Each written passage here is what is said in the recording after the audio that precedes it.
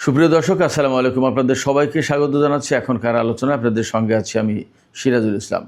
দর্শক, মার্কিন president Donald Trump বলেছেন যুদ্ধবিরতি এখন লাইফ সাপোর্টে, এটি একেবারে শেষ পর্যায়ে। শুধু তাই নয়, মার্কিন গণমাধ্যম এক্সিওস খবর দিয়েছে প্রেসিডেন্ট ডোনাল্ড ট্রাম্প এবং তার প্রশাসন ইরানের উপর আবার নতুন করে বিমান হামলার বিষয়ে চিন্তাভাবনা করছেন। এদিকে ইরানের জাতীয় সংসদের স্পিকার বাকের কলিবফ তিনি বলেছেন ইরানের দেয়া জবাব মেনে নেওয়া ছাড়া আমেরিকার সামনে কোনো পথ নেই। যদি তারা এই জবাব মেনে না নেয়, তাহলে তারা যদি যুদ্ধ করতে চায় তার জন্য ইরানের সামরিক বাহিনী প্রস্তুত। তিনি আরও বলেছেন আগ্রাসীদের আতঙ্কিত করার জন্য ইরানের সামরিক বাহিনী একদম পরিপূর্ণভাবে প্রস্তুত রয়েছে। সর্বোপরি ইরানের পক্ষ থেকে পরিষ্কার ঘোষণা দেওয়া হয়েছে পরমাণু নিয়ে কোনো আলোচনা আর হবে না। তাহলে প্রশ্ন আসছে, এই পরিস্থিতি থেকেই যুদ্ধ অনিবার্য হয়ে গেল, নাকি দুই পক্ষ রাজনৈতিক এবং কূটনৈতিক চাপ বাড়ানোর কৌশল নিয়েছে? সুপ্রিয় দর্শক, এই সমস্ত বিষয় নিয়েই এখন বিস্তারিত আলোচনা করব। আশা করি আপনারা শেষ পর্যন্ত সঙ্গে থাকবেন। আর ভিডিও যদি ভালো লাগে তাহলে লাইক, কমেন্ট, শেয়ার করবেন এবং চ্যানেলটি সাবস্ক্রাইব করে সাথেই থাকবেন। দর্শক, মূল আলোচনা সেটি হচ্ছে ডোনাল্ড ট্রাম্পের বক্তব্য। ডোনাল্ড ট্রাম্প পরিষ্কার করে বলেছেন যে ইরান যে জবাব দিয়েছে, আমেরিকার দেয়া 14 দফা প্রস্তাবের ব্যাপারে ইরান যে জবাব দিয়েছে সেই জবাব বোকামিপূর্ণ হয়েছে, স্টুপিড একটা জবাব হয়েছে তিনি বলেছেন। শুধু তাই না, তিনি বলেছেন যে ইরানের এই জবাবের পর এখন যুদ্ধবিরতি যেটা ছিল সেটা লাইফ সাপোর্টে, তার মানে এর জীবন শেষ, যে কোনো সময় যুদ্ধবিরতি ভেঙে যেতে পারে। তার মানে যুদ্ধবিরতি ভেঙে যাওয়া মানেই হচ্ছে দুই পক্ষের মধ্যে আবার যুদ্ধ শুরু হয়ে যাওয়া। এই ব্যাপারে ডোনাল্ড ট্রাম্প গতকালই তার নিরাপত্তা টিম যেটা রয়েছে, জাতীয় নিরাপত্তা টিম, তাদের সাথে বৈঠক করার কথা ছিল। এরই মধ্যে হয়তো বা বৈঠক হয়ে গেছে। এদিকে ইসরায়েলের প্রধানমন্ত্রী বেনিয়ামিন নেতানিয়াহু গতকালকে তার সিকিউরিটি ক্যাবিনেট যেটা, তার সাথে মিটিং করেছে এবং সেখান থেকে বিস্তারিত খবর না আসলেও বিভিন্ন সূত্র থেকে যে সমস্ত কথা পাওয়া যাচ্ছে তা হচ্ছে এই যে ইসরায়েল ইরানের বিরুদ্ধে যুদ্ধ করার জন্য প্রস্তুতি নিচ্ছে এবং যে কোনো সময় যুদ্ধ আবার শুরু হতে পারে। এপাশে আমেরিকা যে ইরানের বিরুদ্ধে যুদ্ধ করার জন্য বা হামলা চালানোর জন্য আবার চিন্তা ভাবনা করছে, তাতে মূলত বিমান হামলাটাই হবে মেইন। এবং বিমান হামলা হলে কোথায় কোথায় হামলা হবে সেটা এক্সিওস পরিষ্কার করেছে। এক্সিওস বলেছে আমেরিকা আগে ইরানের যে সমস্ত টার্গেট সেট করেছিল সেই টার্গেটের 25% উপর হামলা চালানো হয়নি, ওইগুলো এখন প্রধান লক্ষ্যবস্তুতে পরিণত হবে। তার মানে ধরুন ইরানের আরও কিছু সামরিক কমান্ড সেন্টার বা স্থাপনা বা হেডকোয়ার্টার্স বা সামরিক ঘাঁটি, এরপরে ইরানের আরও কোনো বিমানবন্দর বা আরও কোনো ইউনিভার্সিটি, বিদ্যুৎ কেন্দ্র, পরমাণু কেন্দ্র, তারপরে জ্বালানি ডিপো, তেলের ডিপো, রিফাইনারি, এইরকম। এরপরে নিশ্চয়ই সর্বোচ্চ নেতা থেকে শুরু করে গুরুত্বপূর্ণ নেতা এবং কর্মকর্তা, সেনা কমান্ডারদের ঘরবাড়িতে হামলা, তাদেরকে হত্যা করার একটা চেষ্টা, এগুলো হবে। তার মানে মোটামুটিভাবে কথা বোঝা যাচ্ছে যে বড় রকমের একটা যুদ্ধ শুরু হতে পারে। অবশ্য ভিন্ন একটা ইঙ্গিত আছে। একেবারে ফুল ফ্লেজে যুদ্ধে না গিয়ে আমেরিকা ইরানের উপর চাপ বাড়ানোর জন্য, সামরিক, রাজনৈতিক এবং কূটনৈতিক চাপ বাড়ানোর জন্য হরমুজ প্রণালীতে যে অপারেশন প্রজেক্ট ফ্রিডম যেটা আগে শুরু করেছিল, 24 ঘন্টার মাথায় সেটা বন্ধ করেছিল, সেই project freedom plus Donald Trump শুরু করবেন বলে ঘোষণা দিয়েছেন। হয়তো সেটা শুরু করতে পারেন। এখানে একটা কথা উল্লেখ করি যে ওই প্রজেক্ট ফ্রিডম যেটা শুরু করেছিল সেটা 1 দিন বা 1.5 দিনের মাথায় বন্ধ করা হলেও আমেরিকা তখন দাবি করেছিল, বিশেষ করে ডোনাল্ড ট্রাম্প দাবি করেছিলেন যে পাকিস্তানের অনুরোধে আমেরিকা এই সিদ্ধান্ত নিয়েছে যে আপাতত প্রজেক্ট ফ্রিডম স্থগিত করা হবে। কিন্তু পরবর্তীতে মার্কিন টেলিভিশন চ্যানেল NBC জানিয়েছিল যে সৌদি আরব আসলে আমেরিকাকে তখন বিমান হামলা চালানোর জন্য তার বিমান ঘাঁটি ব্যবহার করতে দিতে রাজি হয়নি, বা বিমান দিয়ে যে সাপোর্ট দেবে, ইয়ার সাপোর্ট দেওয়ার জন্য বিমান ঘাঁটি প্রয়োজন, সৌদি আরব সেই বিমান ঘাঁটি দিতে রাজি হয়নি। এইটা হলো মূল কারণ তখন প্রজেক্ট ফ্রিডম স্থগিত করার জন্য। তো যাই হোক, এখন মার্কিন প্রশাসন, বিশেষ করে ডোনাল্ড ট্রাম্প হয়তো আবার যুদ্ধ শুরু করার চিন্তা করছেন।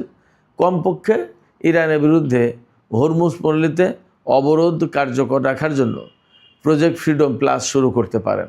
কিন্তু ইরানের পক্ষ থেকে এখন পর্যন্ত যে বক্তব্য এসেছে তাতে পরিষ্কার করে বলা হয়েছে যে ইরানের বিরুদ্ধে যদি এবার সামান্যতম যুদ্ধ করা হয়, সামান্যতম আঘাত দেওয়া হয়, তাহলে ইরান একেবারে পরিপূর্ণ যুদ্ধে চলে যাবে এবং এবারের যুদ্ধ কোনো মতেই আর বিরতি দেওয়া হবে না, কোনো মতেই আর ইরান আমেরিকাকে বা ইসরায়েলকে বিন্দু বিসর্গ পরিমাণ ছাড় দেবে না।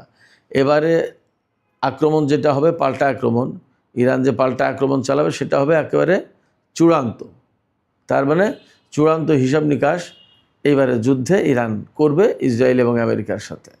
মোটামুটিভাবে ইরানের পক্ষ থেকে ঘোষণাটা এই কারণেই ইরানের জাতীয় সংসদের স্পিকার বাকের কলিবফ তিনি বলছেন যে ইরান যে জবাব দিয়েছে আমেরিকাকে, সেই জবাব মেনে নেওয়া ছাড়া আমেরিকার সামনে কোনো পথ খোলা নেই। তার কারণ আমি গতকালকেই বলেছিলাম যে আমেরিকা যদি এই মুহূর্তে যুদ্ধ করে তাহলে আমেরিকার জনগণ মারাত্মক রকমের সংকটে পড়বে, আমেরিকার সরকার সংকটে পড়বে, রিপাবলিকান দল সংকটে পড়বে এবং প্রেসিডেন্ট ডোনাল্ড ট্রাম্প সংকটে পড়বে।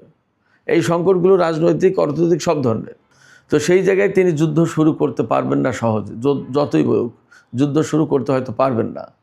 আর যদি যুদ্ধ শুরু করে তাহলে জনগণের চাপের মুখে পড়বে, কংগ্রেসের চাপের মুখে পড়বে এবং অর্থনৈতিক চাপের মুখে পড়বে, রাজনৈতিক চাপের মুখে পড়বে। অর্থনৈতিক চাপটা কি? তেলের দাম বেড়ে যাচ্ছে, প্রত্যেকটা জিনিসপত্রের দাম বেড়ে যাচ্ছে এবং জনজীবন ভীষণভাবে চাপের মুখে পড়ছে। তাহলে আমেরিকার জনগণ হঠাৎ করে তো তাদের ইনকাম বেড়ে যাচ্ছে না, খরচ বাড়ছে, তাহলে তারা এক কথা মেনে নেবে কেন? এবং তাদের ভেতরে এই প্রশ্ন আছে যে আমেরিকা যে যুদ্ধ করেছে বা করতে যাচ্ছে, এই যুদ্ধ তো বেসিক্যালি ইসরায়েলের স্বার্থ রক্ষার জন্য। কেন আমরা আমাদের ট্যাক্সের পয়সা দিয়ে ইসরায়েলের পেছনে ব্যয় করব, ইসরায়েলকে খেদমত করব, এরকম কথা কিন্তু আছে জনগণের ভেতরে। সেক্ষেত্রে মার্কিন সরকার আসলে বড় রকমের চাপের ভেতরে। তাহলে যুদ্ধও যদি করতে না পারে, আবার যদি এই চুক্তি মেনে নেয়, তাহলে আমেরিকার একেবারে ভীষণভাবে পরাজয় হয়ে যাবে, রাজনৈতিক, কূটনৈতিক সব ধরনের পরাজয়, সামরিক পরাজয়। তাহলে এই পরাজয় মেনে নিলে সারা বিশ্বে আমেরিকার মাতবরি চলে যাবে। আবার আমেরিকা যদি চুপ থাকে, যুদ্ধের ময়দান থেকে পালিয়ে যাওয়ার বা সরে যাওয়ার একটা কৌশল হিসেবে চুপ থাকে, তাহলে প্রশ্ন আসছে সেটাও কিন্তু বেসিক্যালি এই চুক্তি, এই ইরানের প্রস্তাব মেনে নেওয়া, অথবা সেটাও কিন্তু বেসিক্যালি এক রকমের বড় রকমের পরাজয়। বড় রকমের পরাজয় এই কারণে যে আমেরিকা আর যুদ্ধ না করে পিছিয়ে গেল, চুপচাপ থাকলো। ইরান এরই মধ্যে আমেরিকাকে কিন্তু আসলে বিভিন্নভাবে অপমান, অপদস্থ করেছে। বিশেষ করে চুক্তি এবং যুদ্ধবিরতি সংক্রান্ত যে আলাপ আলোচনা, তাতে ইরান দুইটা অবস্থানে ছিল। একটা হচ্ছে প্রথমে সে আলোচনায় বসতেই চায়নি, আর যখন একটা আলোচনা, যুদ্ধবিরতি হয়েছে, আলোচনায় বসেছে, তখন এমন জবাব দিয়েছে, এই জবাব আমেরিকার পক্ষে মেনে নেওয়াও সম্ভব না, আবার প্রত্যাখ্যানও করা সম্ভব না। ভারী গ্যাড়াকলে পড়েছে ডোনাল্ড ট্রাম্প। এখন মেনে নেবে না চুপ থাকবে, নাকি যুদ্ধ শুরু করবে, কোনো কিছু ক্লিয়ার না। যুদ্ধ শুরু করলে এবার সত্যি সত্যি ইরান বড় রকমের একটা প্রতিরোধের উদাহরণ সৃষ্টি করবে, যে প্রতিরোধ আসলেই আমেরিকাকে অনুতপ্ত করবে। এই জায়গা থেকে মার্কিন প্রশাসন, ডোনাল্ড ট্রাম্প, এই জায়গা থেকে মার্কিন প্রশাসন এবং ডোনাল্ড ট্রাম্প ভারী বিপদে পড়েছেন। ইরানি কর্মকর্তাদের পক্ষ থেকে একথাও বলা হচ্ছে যে গত 40 দিনের যুদ্ধে ইরানের যে অস্ত্র এবং ক্ষেপণাস্ত্র খরচ হয়েছে, তার চেয়ে এখন অনেক বেশি বানানো সম্ভব হয়েছে। কিন্তু আমেরিকা এই কয়েকদিনে যা বানিয়েছে তা 1 দিন 2 দিনের যুদ্ধে ফুরিয়ে যাবে, থাকবে না। অতএব আমেরিকা যদি ইরানের বিরুদ্ধে যুদ্ধ করতে আসে, তাহলে এবার ভয়াবহ বিপর্যয়ের মুখে পড়বে। এদিকে আরেকটি গুরুত্বপূর্ণ খবর ছিল, যে খবর আজকের আলোচনা আসলে সবচেয়ে বড় ফোকাস পয়েন্ট হতে পারে। সেটা হচ্ছে ইরান পরিষ্কারভাবে বলে দিয়েছে যে তারা পরমাণু ইস্যু নিয়ে আর কোনো আলোচনায় বসবে না আমেরিকার সাথে। তার মানে কি, আমেরিকা যে পরমাণু কর্মসূচিকে কেন্দ্র করে ইরানের সাথে এত যুদ্ধ বিগ্রহ এত কিছু করছে, সেই ব্যাপারে ইরান বলছে যে আর কোনো আলোচনাই হবে না, এটা আলোচনার কোনো এজেন্ডা না। এখন আলোচনার এজেন্ডা হচ্ছে হরমুজ প্রণালী খুলে দেওয়া, যুদ্ধ বন্ধ করা, ইরানের উপর থেকে নিষেধাজ্ঞা প্রত্যাহার করে নেওয়া, ইরানের যে সমস্ত সম্পদ জব্দ করে রেখেছে, বাজেয়াপ্ত করেছে আমেরিকা বিভিন্ন দেশে, সেই সম্পদগুলো ছাড় দিয়ে, এইগুলো আলোচনা হবে। পরমাণু নিয়ে কোনো আলোচনা হবে না। এর ভিতরে মার্কিন গণমাধ্যম কিন্তু একটা খবর দিচ্ছে। সেই খবরটা হচ্ছে ইরান নাকি রাজি হয়েছে তার সমৃদ্ধ ইউরেনিয়াম আমেরিকা বা অন্য কোনো দেশের কাছে হস্তান্তর করতে। এর বিনিময়ে ইরান হয়তো পয়সা পাবে। কিন্তু ইরানের পক্ষ থেকে একদম পরিষ্কার করে বলা হয়েছে যে ইরান এই ধরনের কোনো কথা বলেনি, এটা সম্পূর্ণ মিথ্যা। বরং পরমাণু ইস্যু আলোচনার কোনো এখন আর এজেন্ডা থাকবে না, এটা নিয়ে কোনো আলোচনা হবে না। এদিকে ইরান, আমেরিকা এবং ইসরায়েলের ভিতরে যখন যুদ্ধ চলছিল, তখন গোপনে সংযুক্ত আরব আমিরাত ইরানের গুরুত্বপূর্ণ বিমান ঘাঁটি বা তেল শোধনাগার বা তেল স্থাপনা এই সমস্ত জায়গায় হামলা চালিয়েছে। এই কথা আজকে বিভিন্ন গণমাধ্যমে খবর এসেছে, পশ্চিমা গণমাধ্যমে তো খবর এসেছে, টাইমস অফ ইসরায়েলেও খবর এসেছে যে ইসরায়েল হচ্ছে সংযুক্ত আরব আমিরাতের এই মুহূর্তে সবচেয়ে বড় বন্ধু। সেই বন্ধু দেশের গুরুত্বপূর্ণ একটা প্রভাবশালী পত্রিকা টাইমস অফ ইসরায়েল, সেই টাইমস অফ ইসরায়েলে এই খবর এসেছে। তার মানে হচ্ছে যে ইরান এটা পরিষ্কার জানতে পেরেছে এবং বুঝতে পেরেছে যে সংযুক্ত আরব আমিরাত আমেরিকা এবং ইসরায়েলের হয়ে ইরানের কত বড় ক্ষতি করেছে এবং কত বড় ক্ষতি করতে চায়।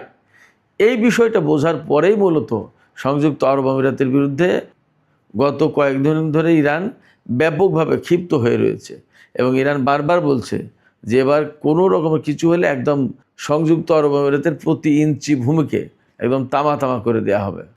সংযুক্ত আরব আমিরাতের উপর ক্ষেপে যাওয়ার মূল কারণ হচ্ছে এটা। তো সেক্ষেত্রে সংযুক্ত আরব আমিরাতের সামনেও কিন্তু এখন অস্তিত্ব টিকিয়ে রাখার প্রশ্ন। ইসরায়েলের সামনে তো আছেই, আর মার্কিন প্রশাসনের কাছে সারা বিশ্বে তার ভাবমর্যাদা, তার মানসম্মান, তার ক্ষমতার কর্তৃত্ব, এগুলো ধরে রাখার প্রশ্ন। সব কিছু মিলে এগুলো যদি করতে হয় তাহলে আমেরিকার সামনে আসলে বেটার কোনো বিকল্প নেই। যুদ্ধ বেটার বিকল্প না, ইরানের জবাব মেনে নেওয়াও বিকল্প না, আবার চুপ থাকাও বিকল্প না। আসলে ডোনাল্ড ট্রাম্প এই মুহূর্তে ইরানের একেবারে সর্বমুখী চাপের মুখে পড়েছে। এই অবস্থার ভেতর থেকে বের হয়ে আসা ডোনাল্ড ট্রাম্পের পক্ষে খুবই কঠিন হবে। সুপ্রিয় দর্শক, এখনকার আলোচনা এখানে শেষ করতে চাই। আপনাদের কাছে কি মনে হয়, যুদ্ধবিরতি লাইফ সাপোর্টে চলে গেছে? আর ইরান যে বলল তারা পরমাণু ইস্যু নিয়ে কোনো আলোচনা করবে না, যদি আলোচনা না হয় তাহলে কি যুদ্ধ অনিবার্য হয়ে উঠছে? আপনাদের কি মনে হয়? আপনাদের মতামত জানিয়ে কমেন্টে লিখতে পারেন। আর ভিডিও ভালো লাগলে লাইক, কমেন্ট, শেয়ার করবেন এবং চ্যানেলটি সাবস্ক্রাইব করে সাথেই থাকবেন। আপনাদের সবাইকে অনেক ধন্যবাদ। আল্লাহ হাফেজ।